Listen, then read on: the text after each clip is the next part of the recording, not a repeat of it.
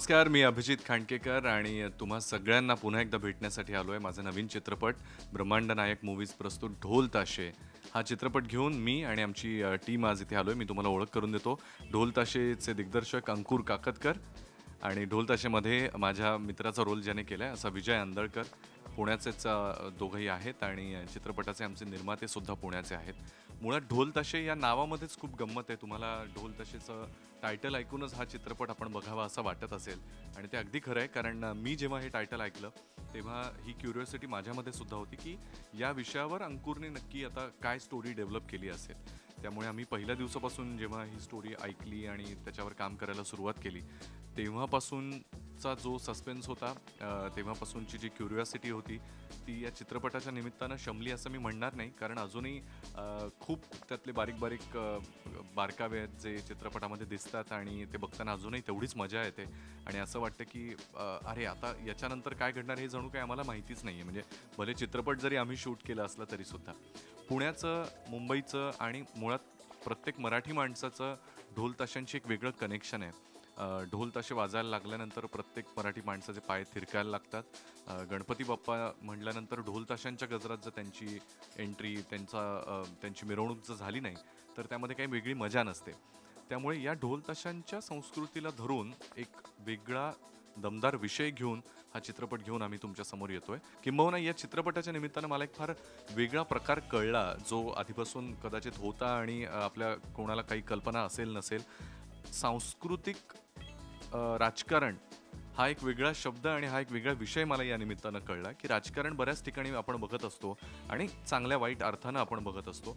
पण सांस्कृतिक कार्यक्रमांमध्ये, सांस्कृतिक म्हणून गणल्या जाणाऱ्या ॲक्टिव्हिटीजमध्ये पण कशा प्रकारे राजकारण आणलं जाऊ शकतं आणि त्याने काय चांगले वाईट बदल होऊ शकतात, हा या चित्रपटाचा मुख्य गाभा आहे असं मला वाटतं आणि त्या अनुषंगानं सगळी स्टोरी घडत जाते. त्यामुळे एका मोठ्या पडद्यावर असं बघताना तुम्हाला फारच मजा येईल. कारण खूप वेगळ्या म्हणजे खूप काळानंतर विनोदी म्हणा किंवा रोमॅन्टिक म्हणा अशा चित्रपटांपेक्षा वेगळा फार एंटरटेनिंग असा चित्रपट आलेला आहे. त्यामुळे आय एम शुअर तुम्हाला हा चित्रपट नक्की आवडेल.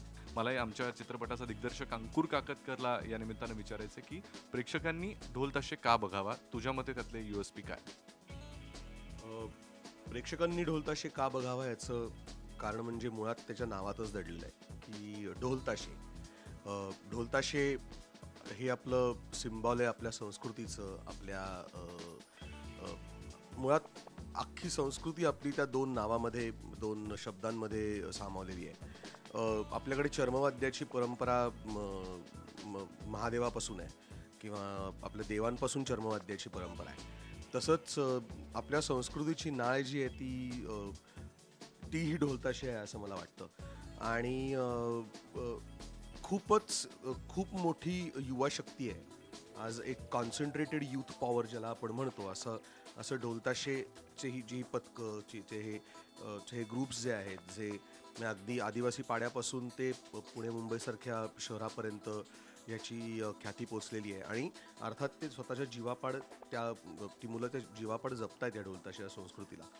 सो ह्या संस्कृतीचं एक reflection, mirror of the society म्हणून सुद्धा कदाचित हा सिनेमा बघावा असं मला वाटतं. या चित्रपटाच्या नावावरून आणि एकंदर प्रोमो बघून खूप उत्सुकता ताणली जाते या सगळ्यांचीच.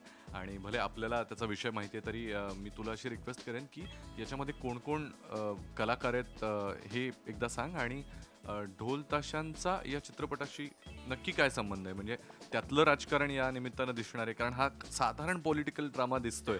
म्हणजे मी आज प्रेक्षकांच्या भूमिकेतूनच तुला विचारतोय असं म्हटलं तरी हरकत नाही. कारण त्यांच्या मनातले प्रश्न त्यांचा रिप्रेझेंटेटिव्ह होऊन तुला विचारतोय. ढोल ताशे या चित्रपटात तुम्हाला एका ITतल्या मुलाची कथा दिसणार आहे. ITमध्ये एक काम करतोय, नोकरी जाते आणि इव्हेंच्युअली तो ढोल ताशा पथकात येऊन तो ढोल ताशा पथकात येऊन सामावतो. आणि त्या ढोल ताशा पथकात त्याचा अत्यंत जीवष्य कंठस्थ मित्र संग्राम शिंदे, म्हणजे जे विजय आंदळकरनी काम केलं आहे, तो ऑलरेडी ताशावादक असतो आणि हा आमेय कारखान्याचे काम अभिजितने केलं आहे. तो येऊन ह्या ढोल ताशाच्या ग्रुपमध्ये सामावतो आणि त्याला असं वाटतं की हे सगळं खूप छान आहे, हा युफोरिया खूप छान आहे, पण मुळात ना ह्या सगळ्याला एक स्ट्रक्चर पाहिजे. आणि ह्या गोष्टीतनं त्याची ढोल ताशामधली इन्व्हॉल्वमेंट वाढत जाते. आणि एक अशी घटना आमेय आणि संग्रामच्या आयुष्यात घडते की ज्याच्यामुळे त्याला एक पॉलिटिकल कलाटणी पण येते. आणि तिकडे एंट्री होते जितेंद्र जोशीची, जे कॅरेक्टरचं नाव आहे आदित्य देशमुख म्हणून.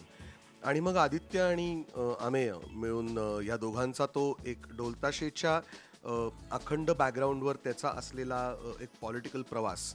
अमेय कारखानीस ह्या सिनेमामध्ये अखंड वेळ फक्त आणि फक्त ढोलताशा करता कष्ट करत असतो, अशी ही कथा आहे. जितेंद्र जोशी, ऋषिता भट, विनय आपटे, विजय अंदरकर अशी सगळी कलाकार मंडळी यामध्ये आहोत, माझ्याबरोबरच आहेत. त्यामुळे मला फार आनंद होतोय या सगळ्या कलाकारांबरोबर ही स्क्रीन शेअर करताना.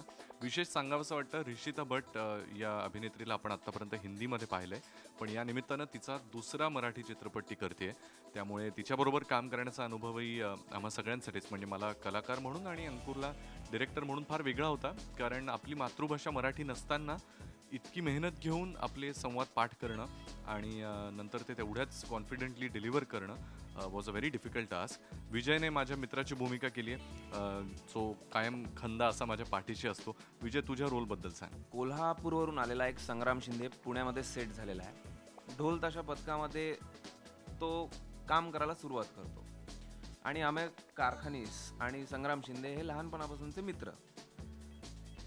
जे अंकुर काकतकरने सांगितलं तसंच की त्याची काही कारणास्तव नोकरी जाते, तेव्हा मी म्हणतो की काय आपलं, तो आता नोकरी नाहीये तर ही आपलं ढोल ताशा बडव.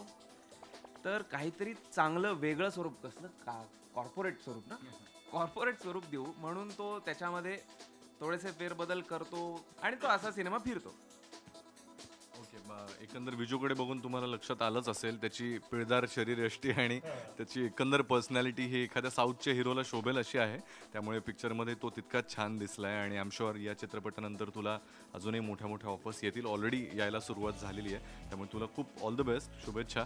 आणि सगळ्यात महत्त्वाचं म्हणजे माझ्यासारख्या संगीत प्रेमीला या चित्रपटामधून काय मिळणार असेल तर निलेश मोहरीरसारख्या संगीत दिग्दर्शकाचं संगीत. निलेश मोहरीर हा जो त्याच्या मेलोडियस आणि रोमॅन्टिक गाण्यांसाठी जास्त ओळखला जातो, त्यानं फक्त रोमॅन्टिकच नाही तर इतर वेगळ्या बाजाची पण अप्रतिम अशी गाणी आणि एक सोलो अल्बम या निमित्तानं या वर्षातला त्याचा पहिला दिलेला आहे. त्यामुळे निलेश मोहरीर या चित्रपटाशी असोसिएटेड असल्याने ती गाणी ऐकण्यासाठी आणि इतक्या सुंदर पद्धतीनं चित्रित केलेली गाणी बघण्यासाठी नक्की बघा ढोल ताशे. या 3 जुलैपासून तुमच्या जवळच्या चित्रपटगृहात सगळीकडे प्रदर्शित झालेला आहे, पाहायला विसरू नका. नमस्कार, मी अभिजित खांडकेकर आणि तुम्ही मला पाहत आहात राजश्री मराठीवर.